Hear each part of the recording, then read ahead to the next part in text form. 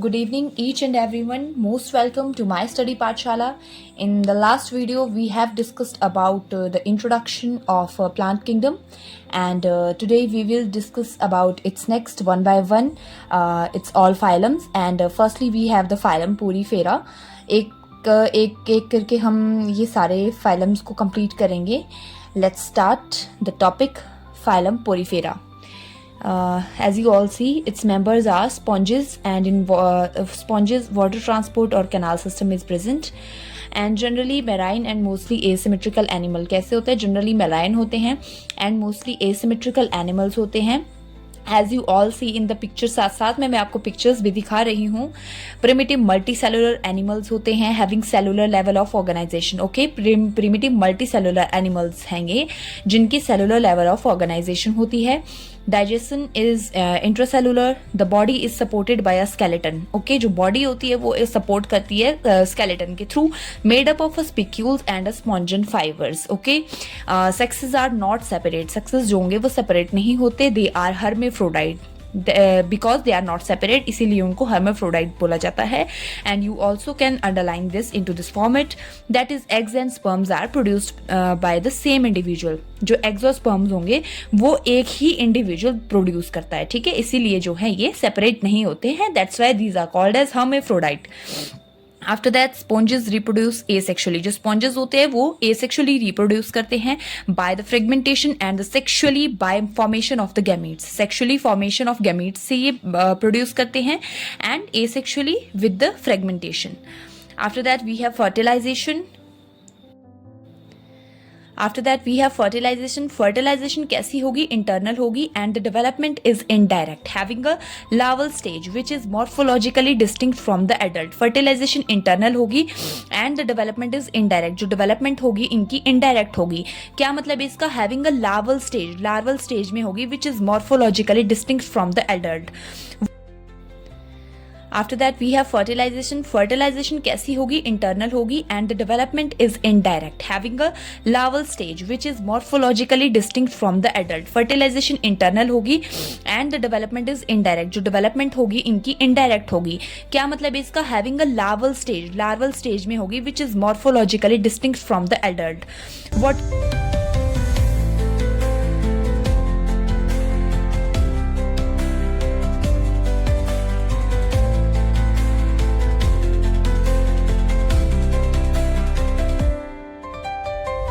इनमें जो minute pores होते हैं ओस्टिया, वाटर वहां से एंटर करता है in the body wall into a central cavity. Central cavity में जाके एंटर करता है. That calls स्पोंजोसील. स्पोंजोसील कहा जाता है उसको.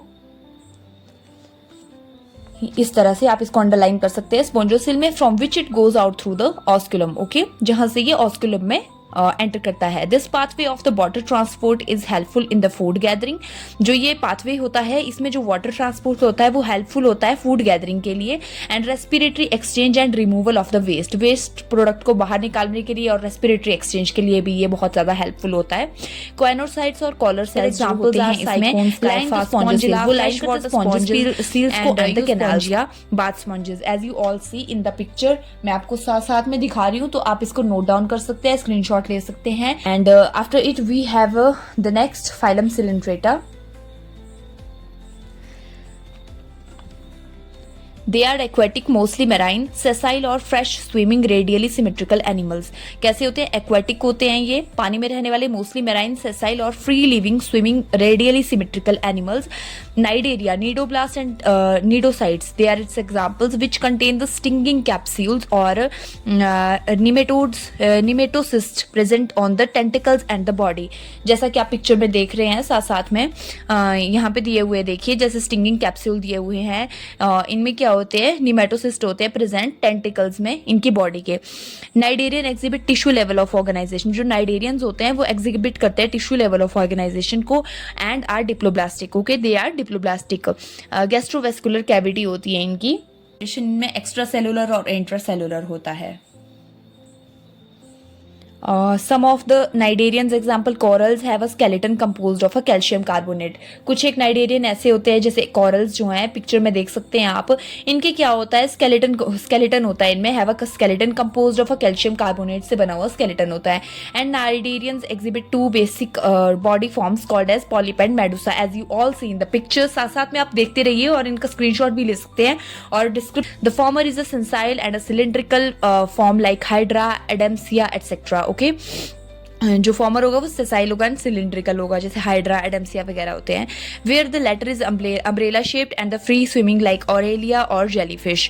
Those cnidarians which exhibit in the both